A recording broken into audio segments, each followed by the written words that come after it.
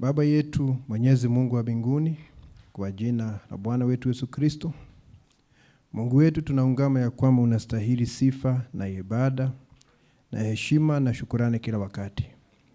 Mungu wetu, ni furaha yetu kila wakati kukaribia enzi yako, maana hakuna mahali pengine ambapo tunajua tunaweza kuwa na furaha kuliko uweponi mwako. Ninaomba ya kwamba Bwana uweze kuwa nasi. Tunajua ya kwamba tukiwa katika ushirika, wewe huo unakuja katika ushirika kila wakati. Ninaomba ya kwamba uweze kuwa pamoja nasi katika huu ushirika Baba. Uweze kunena mapenzi yako na kusaidia na kuinua kila mmoja wetu. Mungu wetu, unafahamu kila mmoja na kujua kile ambacho anahitaji. Basi ninakualika ukaweze kumsaidia Bwana na kumfariji Bwana na kumuinua. Asante Mwenyezi Mungu, mipango alionao shetani dhidi yetu, ninaomba ya kwamba uweze kuiangamiza. Asante Baba, wale ambao ni wagonjwa, naomba ya kwamba utanyosha mkono wako wa uponyaji, uguze kila mmoja na kuweza kuondoa maradhi yote. Baada ya mambo yote Bwana, sifa na utukufu zikurejee. Tunaomba kwa imani kwa jina la Bwana wetu Yesu Kristo. Amen. Tutafungua Biblia katika Waefeso mlango wa 5. Tusome mstari mmoja hapo. Mstari wa 17. Waefeso 5 mstari wa 17. Biblia inasema, kwa sababu hiyo msiwe wajinga, bali mfahamu ni nini yaliyo mapenzi ya Bwana. Bwana abariki usomaji wa neno. Tunaweza kuketi.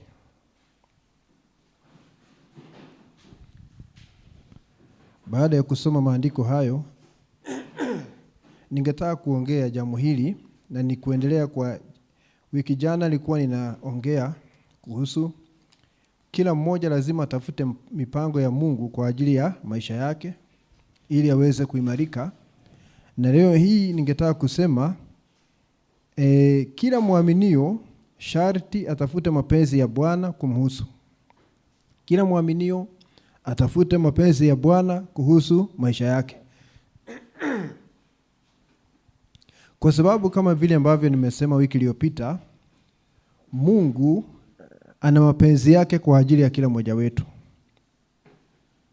Na hatutakiwi kubuni chochote sisi kama waaminio. Tunatakiwa kufuatilia tujue ni nini Mungu amepanga tayari kwa ajili yetu. Kwa sababu sisi hatuna hekima ya kutosha, hatuwezi kujipangia chochote.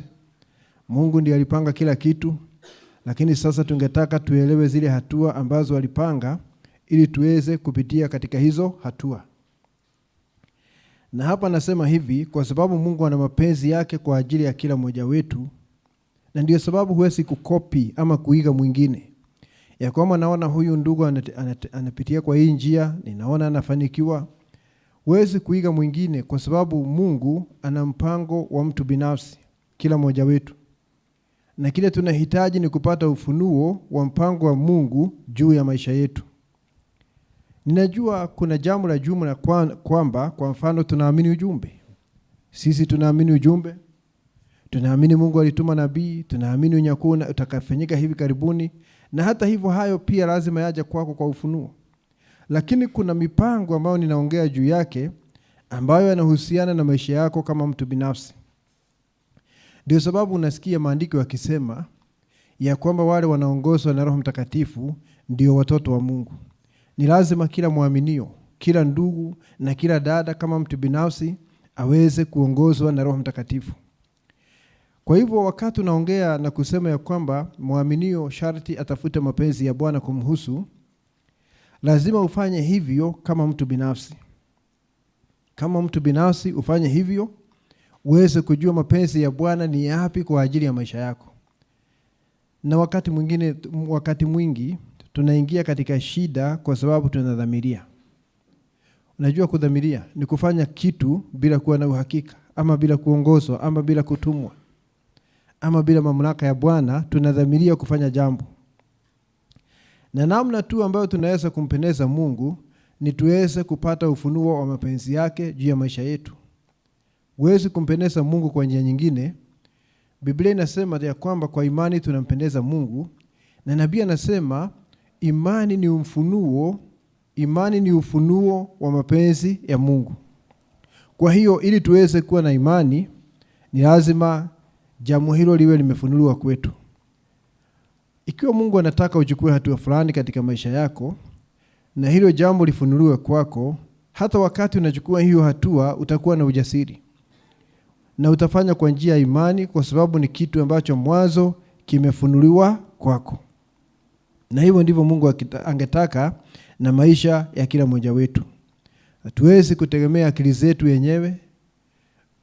Neno linasema ya kwamba njia yangu, Mungu akiongea, sio njia yako. Na kama vile ambavyo mbingu zilivyo juu kuliko dunia hii, ndivyo na mawazo yangu yalivyo juu kuliko mawazo yenu. Kwa hivyo huwezi kutegemea akili zako mwenyewe hata katika kufanya maamuzi yako juu ya maisha yako. Na huwezi kutegemea akili za wengine. Kwa sababu kuna wengine ambao ni wadhaifu sana, hawezi kuchukua uamuzi wowote, hata ule wa chini sana, kabla ya kuenda kutafuta ushauri kwa watu wengine. Ni udhaifu wa hali ya juu sana. Na sisemi ya kwamba ndugu mwingine ama dada hawezi kukushauri katika jambo fulani. Lakini huwezi kutegemeza maisha yako kwa mwingine. Ya kwamba lazima kila kitu niulize ndugu mwingine, dada mwingine, kila kitu. Ni udhaifu mkubwa sana. Ya kwamba lazima uulize kila kitu. Huwezi kutegemea wengine, ingawa tunajua ndugu na dada anaweza kukusaidia. Kwa sababu chuma inanoa chuma nyingine. Lakini huwezi kutegemeza maisha yako kwa ndugu mwingine ama dada mwingine. Naona mara nyingi tunakosa kufanikiwa kwa sababu aidha tunatumia akili zetu wenyewe ama tunaongozwa na wengine. Na katika haya mambo yote tunapuuza mapenzi ya Bwana. Ndio maana nilisema wiki jana, Daudi alikuwa na wazo nzuri la kuleta sanduku la agano mjini liwekwe mahali pake, lakini alitumia njia isiyofaa. Wazo ni nzuri, lakini njia ya kutekeleza ikawa mbaya. Ndio maana mtu ambaye hakuwa na hatia aliuawa, ili Mwenyezi Mungu aoneshe ya kwamba siko katika huu mpango. Japo mnaonekana mna uamsho na mna ufufuo mwingi sana, lakini mimi siko hapa kwa sababu hili jambo limefanywa kinyume na neno.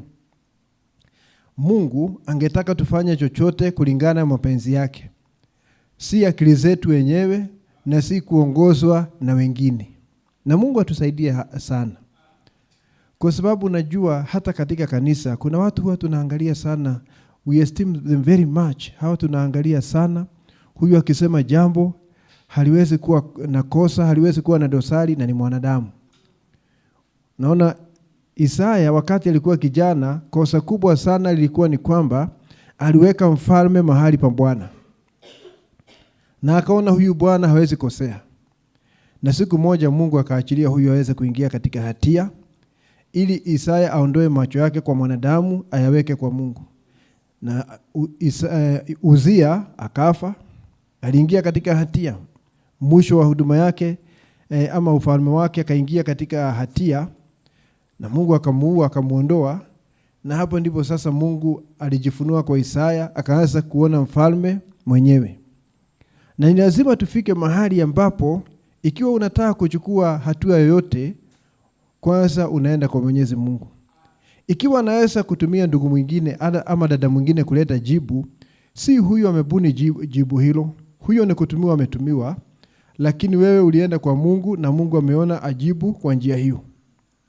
Ni kama vile, najua muamini wakati unakuja katika ushirika, ni muhimu sana ukitoka kwako uweze kuomba kwa ajili ya mkutano. Na uambie Bwana ninenee siku ya leo. Najua tunakuja hapa ili Bwana aweze kutunenea. Na hakika, najua wakati mhudumu anakuja, hajui shida ya kila mtu. Hawezi jua hiyo. Ni Mwenyezi Mungu anajua shida ya kila mtu. Wakati mwingine tunakuwa na shida katika mioyo yetu, ambazo hata hatuambii watu wengine, hata wale wa karibu sana. Lakini Mungu anajua jambo hilo liko katika moyo. Na kwa sababu wewe umeomba, wakati neno linapita, unasikia neno limepitia mahali hapo. Na Mungu anakuambia la kufanya. Labda ulikuwa unashindwa ufanye nini, anakuambia la kufanya, na mhudumu bado hatajua ni wewe ulikuwa na hiyo shida. Hatajua, kwa sababu haya mambo ni Mungu anafanya. Wanadamu wanatumika tu, lakini Mungu ndiye anafanya mambo haya. Kabla ya kuja katika mkutano, unafaa kuwa umeomea mkutano. Namwambie Mungu, nimeenda sasa, ninaomba ya kwamba uweze kuninenea. Unanijua, unajua ninahitaji nini, unajua changamoto, unajua nimesimama wapi na ninatakiwa kwenda wapi. Ninaomba uninenee. Ninaomba unihudumie kwa njia ya Roho wako Mtakatifu. Unaona jambo hilo? Mungu na atusaidie sana. Ningetaka kusema hivi, na ni vile nabii anasema hapa katika ujumbe, mapenzi ya Bwana ni siri. Sio tu kitu kimeandikwa pale watu wote wanasoma. Anasema mapenzi ya Bwana ni siri. Na ni lazima kila mmoja wetu aweze kutafuta siri hiyo kwa ajili ya maisha yake. Tutasoma ujumbe hapa. Tutasoma ujumbe huu ambao unaitwa wana wenye mamlaka ama kuadhimishwa kwa wana, adoption, sehemu ya 3. Ni kitabu kikubwa kile, kina sehemu kama 4. Aidha hii ni sehemu kama ya 4 nafikiri hivi kama sijakosea, lakini wacha tuone. Nafikiri ni sehemu ya 4. Na hapa ninasoma aya ya 15 na 16. Ujumbe unasema hivi. Anasema we start at the 8th verse to get a little background. Nabii alikuwa anasoma kitabu cha Waefeso. Na sitaki kurudi nyuma mahali alikuwa amesoma ili tuokoe wakati. Lakini wacha nisimame kidogo kabla ya kusoma niseme hivi. Ili nabii aweze kuhubiri hiki kitabu ambacho kinaitwa wana wenye mamlaka, adoption. Jambo hili lilitokana na safari yake ya kwenda mbinguni na kurejea. Kati alikuwa ameenda ng'ambo ile nyingine, kaona waaminio ng'ambo ile, akawa kijana tena, ameingia katika mwili wake wa neno. Uvuvio ambao ulitokana na hilo jambo ulimuongoza kuja kuhubiri kitabu cha Waefeso, kudhihirishwa kwa wana wa Mungu. Na hiyo ni kumaanisha ya kwamba jambo hilo lilifanyika hata likamuonesha majira yamefika ya kudhihirishwa kwa wana wa Mungu. Anasema hili jambo lilianza kutokana na hilo jambo. Anasema we start at the 8th verse to get a little background. Na tunaanza mstari wa 8 tupate mandhari. Wherein he has abounded toward us in all wisdom and prudence. Ametukirimia hekima na maarifa. Having made known to us the mystery of his will. Baada ya kutujulisha siri ya mapenzi yake. Sikia vile anasema hapo, the mysteries of his will, siri za mapenzi yake. And remember how we hung on that. Na kumbuka vile ambavyo tulisalia hapo katika ujumbe uliotangulia. How many was here this morning? Let's see. Ni wangapi walikuwa hapa asubuhi? Na tuone sasa. Alikuwa ameleta ujumbe mwingine asubuhi. Sasa anarudi kwa ule ujumbe wa asubuhi ili kuwakumbusha kile ambacho alikuwa amesema. How we stuck on that. The mystery of his will. Namna tulivyokaa hapo tukiongea juu ya siri ya mapenzi yake. Anasema hivi, now it is not just a little thing, then it's a mystery. Anasema si jambo dogo kwa sababu ni siri. Huwezi kusema jambo ni jambo kidogo tu wakati ambapo ni siri. Anasema God's will is a mystery. Anasema mapenzi ya Mungu ni siri. Mapenzi ya Mungu ni siri. And each man, sikia vile anavyosema hapa, each man has to seek out the will of God for his or herself, God's mystery.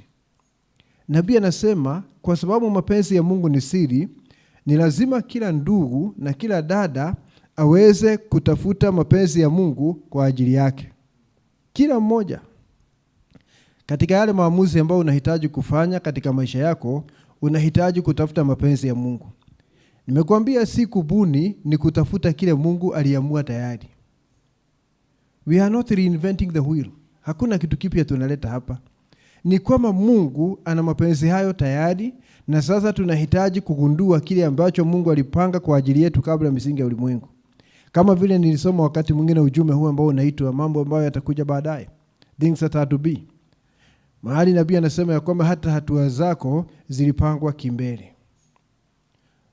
Your steps were pre-planned. Ya kwamba utapitia njia hii ndio njia yako, na ni mimi Mungu nimepanga hivyo. Lakini unajua kuna kitu kinaitwa side tracking, ya kwamba inaweza kuwa hii ndio barabara na wewe unapitia kando, ama hata unachukua njia nyingine, na yanaitwa mapenzi ya kuruhusiwa. Mapenzi ya kuruhusiwa, unatembea ndio, lakini ile njia umechukua si ile njia Mungu alikutengenezea. Na mapenzi ya kuruhusiwa yanaumiza mtu. Kama vile nabii alishawishiwa kule Afrika Kusini aende mahali pamoja badala ya kwenda mahali pengine. Wote wakawa wagonjwa, yeye akawa mgonjwa miezi 6. Aliporejea Marekani, madaktari wakasema hakuna matumaini ya kuishi. Wewe umekwisha. Ni Mungu alishuka ndiye akamponya. Na hili lilitokana na kutotembea katika mapenzi makamilifu ya Mungu, akaingia katika mapenzi ya kuruhusiwa. Mwaminio kila wakati anatafuta kutembea katika mapenzi makamilifu ya Bwana, sio yale ya kuruhusiwa, maana ya kuruhusiwa yatakuumiza, sio mapenzi ya Mungu.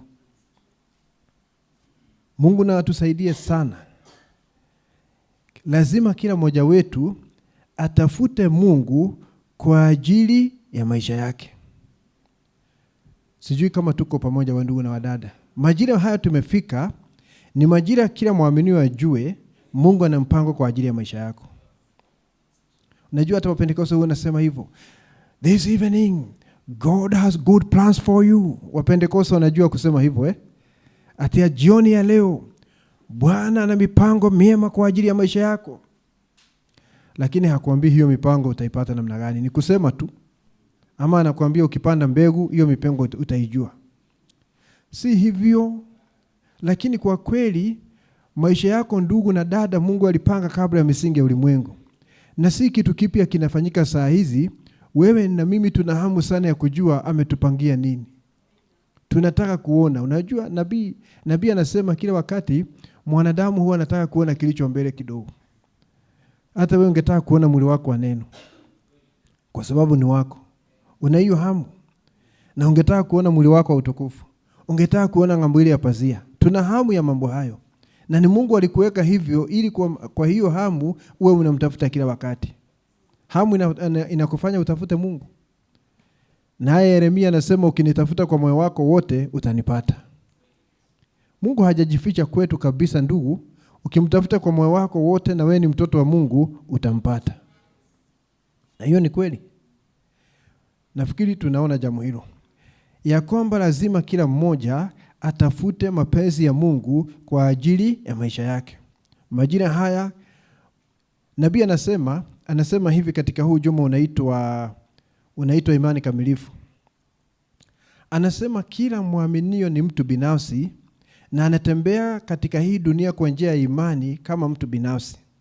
Na nabii anasema ya kwamba Mungu anatoa amri kwako na yale Mungu ametoa amri unaenda unatekeleza. He gives out the command and you carry it out. Kwa hivyo anasema unatembea katika hii dunia kama mtu binafsi. Mungu akisema ufanye jambo ni wewe unafanya jambo hilo. Tumefika majira kila mmoja aweze kuhusiana moja kwa moja na Bwana. Na Mungu aweze kukuongoza, kwa sababu hata huduma ya biharusi Yohana 5:19 ni ile ambayo inasema sifanye kitu ila kwanza nione Baba akifanya, na kile ambacho Baba anafanya mwana anafanya hicho. Nabii akasema uwiano, harmony ambao ulikuwa baina ya Baba yetu na Kristo wakati Yesu akiwa hapa duniani, wakati wa mwisho utakuwa baina ya Kristo na biharusi. Ya kwamba ili ufanye jambo ni kwa sababu umeongozwa na Roho Mtakatifu. Hutafanya jambo kwa kudhamiria ama kwa sababu ya kujiongoza ama kwa sababu ya kuongozwa na watu wengine na akili zao. Utafanya kitu kwa sababu ni nia ya Kristo inakuongoza. Hayo ndiyo majira. Na Mungu anataka kila mmoja wetu aweze kukomaa.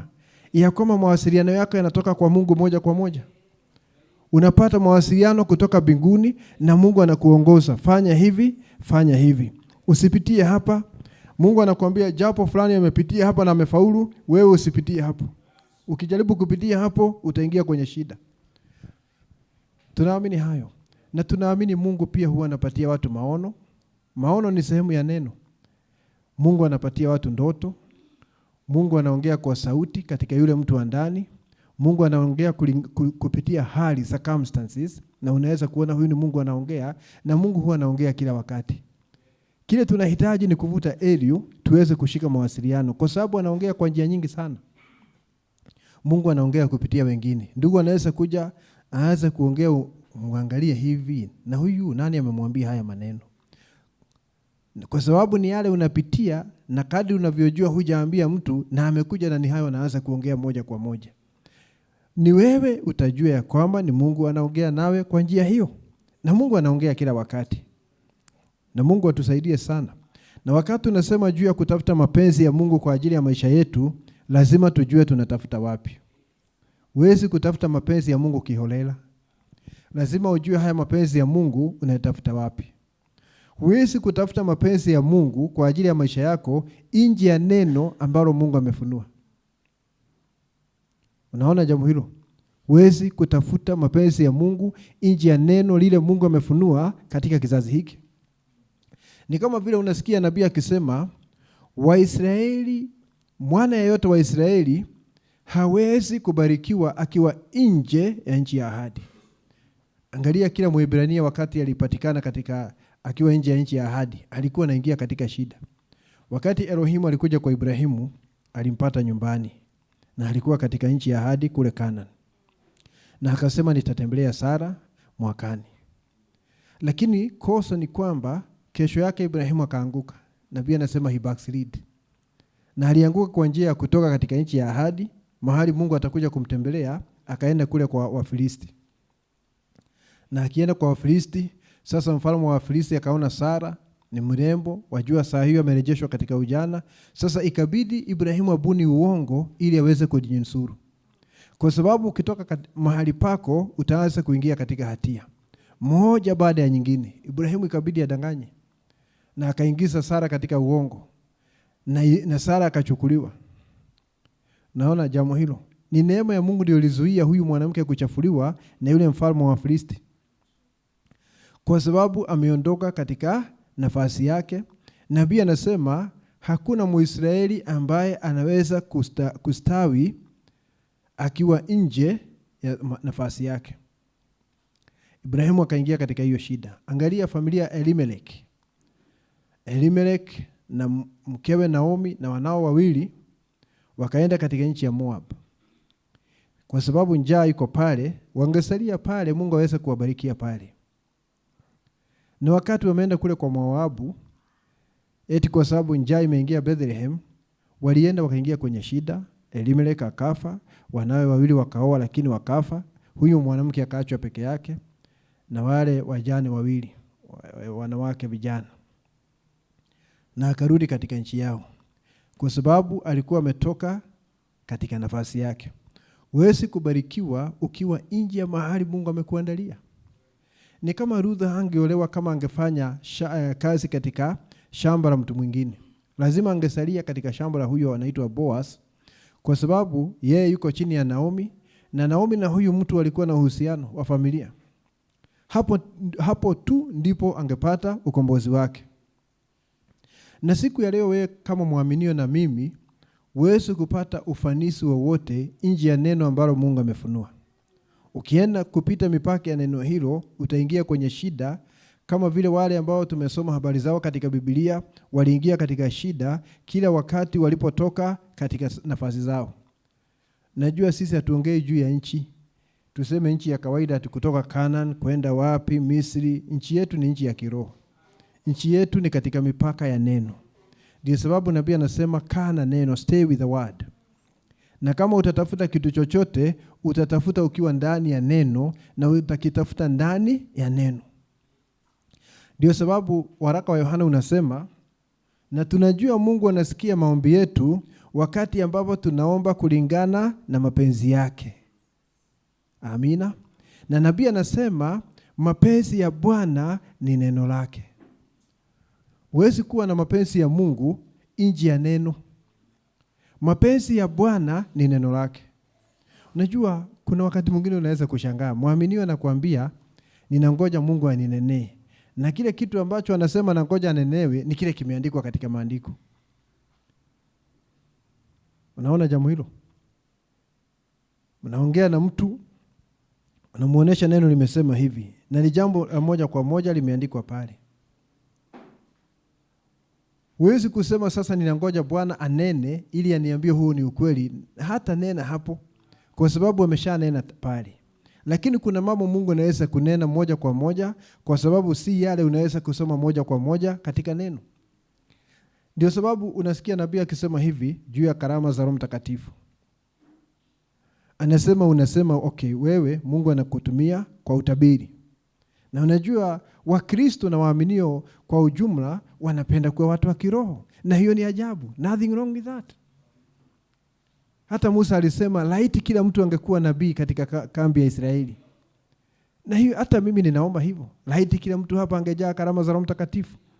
Lakini usiwe na karama bila kuzaliwa mara ya pili. Kwa sababu hiyo itakuweka Laodikia.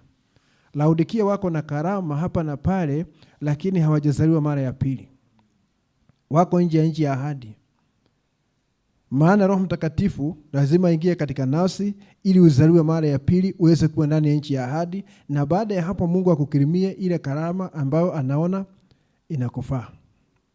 Sasa mara nyingi tunajua waamini wanataka kuwa watu wa kiroho, wangetaka kutabiri, wangetaka kutambuliwa ni watu walio na karama. Lakini unapopatiwa karama na Mungu, ndugu, si ya kujifaidi, ni kwa ajili ya wale wengine. Si jambo la kukufaidi wewe, ni kwa ajili ya wale wengine. Na Mungu atusaidie. Sister, Mungu akikupatia karama, tuseme unatabiri mambo yanatokea, wewe si nabii. Sasa hutaanza kutembea katika makanisa, ati unaenda Kenya yote. My itinerary this week is very tight. Naenda katika makanisa mengine ukatabiri. Hiyo karama ni kwa sababu ya local church. Ni kwa sababu ya hili kusanyiko tu. Si kwa sababu ya kusanyiko mengine. Kwa sababu hiyo si ofisi ya huduma. Hiyo ni karama tu ndogo ya Roho Mtakatifu. Nabii anasema, ukisema ya kwamba ni kutabiri na tabiri, na kisha unakuja unatuletea hapa karatasi umeandika hivi asema Bwana, msome Ezra. Na unasema ni Mungu alikuambia, Mungu hakukuambia. Hakuna haja ya Mungu arudie kile ameandika tayari. Hiyo ni kazi ya wahudumu waweze kuchukua sehemu za Biblia na kufafanua chini ya uongozi wa Roho Mtakatifu. Lakini kama utaleta unabii, nabii anasema ni kitu ambacho hakijaandikwa hapa. Ikiwa kutakuwa na landslide, naona, ama tuseme kutakuwa na shida nyingine, ile njia huwa unapitia ukienda nyumbani, hiyo huwezi kusoma kwa Biblia. Kwa sababu Biblia haiandiki kila detail ya maisha ya binadamu ya kila siku kupitia nyakati zote. Hilo nabii anasema itabidi lije kwa njia nyingine. Hapo Mungu anaweza kuleta jambo hilo kwa karama ya Roho Mtakatifu, waambiwe chukua tahadhari, hilo halijaandikwa hapa. Lakini kitu ambacho kimeandikwa hapa, sister, huwezi kusema ninatafuta Mungu ili aniambie kama ni vibaya kukata nywele. Ninatafuta Mungu na nitafunga na kuomba mpaka ajibu. Utafunga na kuomba na hata ajibu, kwa sababu hilo limeandikwa tayari. Hiyo business sasa ama shughuli hiyo haina maana. Itakuwa ni kujitesa, kwa sababu unasema unataka Mungu ajibu na Mungu amenena katika neno lake. Unaona? Kwa hivyo tuelewe mambo hayo. Wakati unatafuta mapenzi ya Mungu, huyatafuti nje ya neno ambalo limefunuliwa. Ni kama vile nabii katika huu ujumbe ambao unaitwa ndoa na talaka. Alisema vile waaminio walikuwa wamechafuka katika ndoa katika kanisa lake. Na wale wanafuata ujumbe. Unapata dada alikuwa na mume. Waliachana na huyo mume, na huyo mume yungali hai na akaolewa na mwingine. Na hata labda akaenda akaolewa na mwingine, na wote wako hai. Unajua wakati ujumbe unakuja, kwa sababu ujumbe huu wa ndoa na talaka nabii alihubiri mwaka wa 65 February 1965. Lakini kuna kitu nataka uone, ujumbe huo wa ndoa na talaka haukufunuliwa 1965, ulifunuliwa 1963. Katika ujumbe ambao unaitwa Third Exodus, kutoka kwa 3, nabii anasema nina ufunuo wa ndoa na talaka. Lakini akihubiri vile ulivyo, utavunja kila kanisa katika nchi. Na akasema huenda niende pale huenda naona kama nitaenda kwa yule hakimu judge wa hili jimbo la Indiana, nimpatie jambo hili msaidie kuweza kutatua kesi za ndoa na talaka. Lakini hakufanya hivyo kwa sababu haya mambo yanapofunuliwa si kwa ajili ya walimwengu, ni kwa ajili ya watoto wa Mungu. Kwa hiyo ujumbe wa ndoa na talaka ulifunua mwaka 63. Lakini kwa sababu haukuwa na neema, ndio sababu hakuhubiri moja kwa moja. Na ukienda mahali pengine katika COD mwaka 64, anasema Mungu wa mbinguni asubuhi ya leo amemaliza kunifunuliwa jambo lote la ndoa. Amemaliza. Hiyo ni kama Agosti mwaka 64. Anasema Mungu wa mbinguni asubuhi ya leo amemaliza kunifunulia jambo lote la ndoa na talaka. Kwa hiyo alikuwa na ule ufunuo, lakini hakuwa na hubiri. Kwa sababu kama wewe uko katika ndoa ya pili, itabidi muachane. Kama unataka uzima wa milele, itabidi muachane ukae peke yako. Ndugu naye alioa mke wa mwingine, itabidi waachane. Unaona jambo hilo? Na kisha nabii anauliza Mungu, na hawa watu wamepata watoto, itakuwaje? Unaona jambo hilo? Kwa sababu hivyo ndivyo ingekuwa kama Mungu angetumia sheria yake, ni kuachana, kila mmoja akae hivyo, ungoja kuja kwa Bwana. Lakini kuna watoto wametokana na zile ndoa. Sasa ndipo nabii akaitwa mlimani pale mwaka 65, na alipoitwa mlimani akapatiwa neema. Kaambiwa enda uambie hawa waaminio, ikiwa wanapendana wasiachane, vile ujumbe umewapata wakae hivyo. Unajua hawako wamechafuka kwa sababu ya kile wamefundishwa katika maskani ya Branham, lakini hawa waaminio walitoka kwa madhehebu. Walichafukia kule. Na wakiwa wamechafuka tayari wakaamini ujumbe kwa sababu ni wateule wa Mungu. Sasa Mungu anataka kuleta suluhisho. Nabii akapewa neema kwa ajili yao, ya kwamba sasa waambie wakae hivyo vile ujumbe umewapata. Hata kama sisi amepatikana akiwa na mume wa pili, akae hivyo. Unaona kama wanapendana, lakini wakaonywa wasiwahi kurudia jambo kama hilo, na kisha wafundishe watoto wao njia sahihi ili watoto wasipitie njia kama hiyo. Unaona jambo hilo? Lakini nabii akaenda zaidi. Akasema hivi, na hii neema haijatolewa kwa ajili ya kila mtu. Hii neema si ya kila mtu. Anasema ni wale wananifuata peke yao. It is only to my followers. Ni kusema ni wale wanafuata ujumbe peke yao. Kwa hivyo huwezi kutafuta hii neema ukiwa nje ya ujumbe. Tuseme William Branham alisema hata nikichafuka nimesamehewa. Hakusema hivyo juu ya mtu aliye nje ya ujumbe. Neema hii inapatikana ndani ya ujumbe peke yake. Wale wengine walio nje ya ujumbe na wameishi maisha kama hayo wataenda katika ziwa la moto.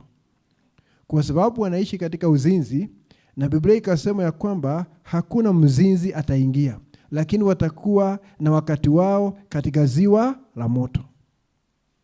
Ndio sababu tunafundisha youth kila wakati wasiingie katika mchafuko. Na wana youth wana nafasi ya kufanya kile kitu kinastahili. Wana nafasi nzuri sana ya kufanya kile kitu sahihi. They have the opportunity to do the right thing. Tunawafundisha tukitumia neno ambalo limefunuliwa. Na wale ambao wanasikia jambo hilo na wanatii jambo hilo wataimarika katika maisha yao ya ndoa. Wataimarika wakifika katika hiyo hatua. Kwa hiyo wakati unatafuta mapenzi ya Mungu, huwezi kuyatafuta nje ya neno. Yanatupatikana ndani ya neno. Na hebu niseme hivi, usipuuze chochote, hata yale mambo unaona ni madogo sana kuhusu maisha yako. Mpango huo uko na Mungu. Mungu anajua angetaka ufanye kazi aina gani ya kupata riziki. Unasema hapana, hilo jambo ni la kibinadamu sana. Mungu hahusiki na mambo kama hayo. Mungu ni wa kiroho. Mungu anahusika na kila kitu. Hata kile unakula na kile unakunywa. Mungu anahusika. Na nitaishi wapi? Nitaishi hii county ama nitaenda wapi? Hata hilo Mungu anahusika. Na mara nyingi tunajiongoza, unaenda kuishi mahali ambapo si Mungu alikuambia uende pale. Na shida zinakupata pale kila wakati kwa sababu ukienda pale kwanza hukutafuta Mungu kama ni mapenzi yake. Sijui kama unaona jambo hilo ndugu. Usipuuze chochote. Usipuuze chochote lazima utafute mapenzi ya Mungu, kwa sababu Biblia inasema maisha yako si yako. Maisha yako yana mwenyewe. Mwenyewe ni nani? Ni yule ambaye alikununua. Maisha yako ni ya mwanakondoo. Kwa nini unamweka kando alafu unatumia akili zako? Sasa unajua madhehebu, hiyo ndio shida ilisemekana watakuwa nayo wakati wa mwisho. Wanawake 7 wanachukua mume mmoja, lakini hawataki chakula chake na mavazi. Madhehebu wanataka kuitwa kwa jina la Yesu, lakini hawataki neno lake. Biharusi ni kinyume na hayo. Biharusi anataka nia ya Yesu Kristo. Hebu tusome nukuu ya mwisho hapa ili tuweze kufunga. Tusome nukuu ya mwisho ya ujumbe tuweze kufunga, na tunaongea ujumbe huu unaitwa nyumba yako, thy house. Nabii alikuwa ameenda nyumbani kwa brother Welch Evans, yule ndugu ambaye motoka yake ilikuwa imeibiwa huko Georgia, na alikuwa katika nyumba ya ndugu Welch Evans wakati ambapo analeta huu ujumbe. Walikuwa wamemwalika nyumbani na waaminio wengine hapo. Akaenda kule Georgia, ilikuwa ni mbali kutoka Indiana. Hao watu walikuwa ni washirika wa maskani ya Branham, kwa hivyo kila weekend walikuwa wanasafiri mwendo mrefu sana kwenda Jeffersonville, na hapo wamemwalika. So nabii anasema hivi, now you understand what I mean. Unaelewa kile namaanisha? Is by faith we do everything. Anasema ni kwa imani tunafanya kila kitu. Believe on the Lord. Anasema hivi, muamini Bwana. Believe on the Lord for a job. Muamini Bwana kwa sababu ya kupata kazi ya riziki. Nasema hapana, sitamwamini Bwana kwa sababu dunia sasa ni connections. Sasa ni connections na God Father. Naona? Nabii anasema muamini Bwana. Kwa sababu kama unaamini connections na God Father, unategemea mkono wa binadamu. Yeremia anasema amelaaniwa kila amtegemeaye mwanadamu. Unaona jambo hilo? Believe on the Lord for a job, believe on the Lord to hunt, to give you the wife that you should have. Na waaminio wengi wanasema hawaamini ya kwamba unafaa kumwamini Mungu akupatie mke. Wanasoma ujumbe ukiwa umeinama upside down, eti kwa sababu nabii alihubiri ujumbe unaitwa choosing of a bride. Sasa ndugu wanasema, si unasikia nabii amehubiri choosing of a bride ni kuchagua. Ndio hawa dada hapo wako 30, sasa chagua yule unataka. Ni kusoma ujumbe ukiwa umeinama. Nabii anasema mtegemee Bwana akutafutie mke. Believe on the Lord to give you to hunt. Siwe ufanye hunting. Ama husi ujumbe? Tuko page moja. Are we on the same page? All right. Believe on the Lord to hunt. Give you the wife that you should have. Amini Mungu akupatie yule mke ambaye unafaa kuwa naye. Na hapo ndipo tunasema ndoa ni ufunuo. Believe on the Lord to give you the husband you should marry. Amini Mungu sister akupatie yule mume anakufaa. Huwezi kutafuta, sasa utatafuta namna gani? Utatumia mbinu gani sister? Na utatafuta wapi? Nabii anasema amini Mungu aweze kukuletea yule mume ambaye anakufaa. Right? Believe on the Lord to send you some new furniture. Allah. Amini Mungu mpaka akuletee viti vipya kwa nyumba. Unaona? Sisemi zitakuja ati kupitia kwa hewa. Si hivyo nabii anamaanisha. Anamaanisha Mungu atatengeneza njia upate viti vipya kwa nyumba. Si anasema hivyo? Believe on the Lord to send you some new furniture.